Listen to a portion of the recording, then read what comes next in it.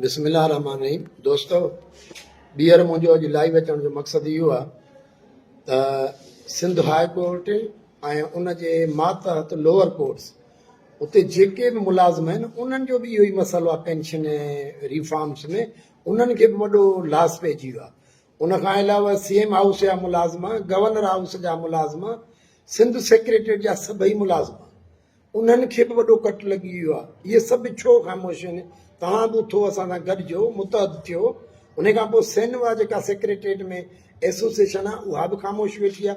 मां इन्हनि खे बि अपील थो कयां त महिरबानी कयो। उनखां अलावा सिंध बैंक ऐं तमामु तर बैंक्स जा मुलाज़िम उन्हनि खे बि इहो कट लॻी वियो आहे ऐं इहे सभु उस्तादनि खे ॾिसी रहिया आहिनि त सी जे प्लेटफॉर्म ते उहे प्रोटेस्ट कनि त असां पोइ बेनिफिट खणूं। सिंध पुलिस जा मुलाज़िम सभई उन्हनि सां बि वॾे में वॾी ज़्यादती थी वई आहे। उन खां पोइ CMOs मॉनिटरिंग असिस्टेंट इन्हनि सां बि वॾी ज़्यादती थी वई आहे। त मां इन्हनि सभिनी खे गुज़ारिश थो कयां त महिरबानी करे असांजी इतिजाज जो हिसो बणिजो, असांजा हथ मज़बूत कयो। सी जे प्लेटफॉर्म ते सभिनी मुलाज़िमनि जो हिकिड़ो सगारो आवाज़ जॾहिं वेंदो त तव्हांजा मसइला हल थींदा।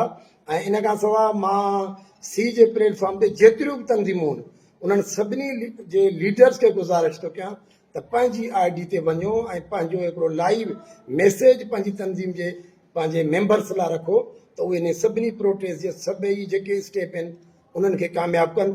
उनखां अलावा तमामु तर वुकला बिरादरी, तालका बार काउंसिल से, डिस्ट्रिक्ट बार काउंसिल से, Sindh bar council, Pakistan bar council, उन्हनि खे बि आवाज़ उथारणु खपे असांजे उस्तादनि जे हक़नि लाइ।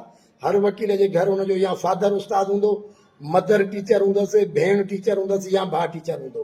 त तव्हां हिकिड़ो सगारो आवाज़ असां उस्तादनि लाइ उथारियो ऐं असां सां तावन कयो। मां तव्हांखे इहा गुज़ारिश थो कयां त असां जे लाइ वॉइस उथारियो त जीअं असांजा मसइला हल थियनि। ऐं सभिनी दोस्तनि खे, सभिनी सिंध जे मुलाज़िमनि खे गुज़ारिश थो कयां त जेको बि मां लाइव मुंहिंजो मैसेज अचे त उनखे शेयर कयो त जीअं इहो सभिनी हज़ारे मुलाज़िमनि ताईं वञे।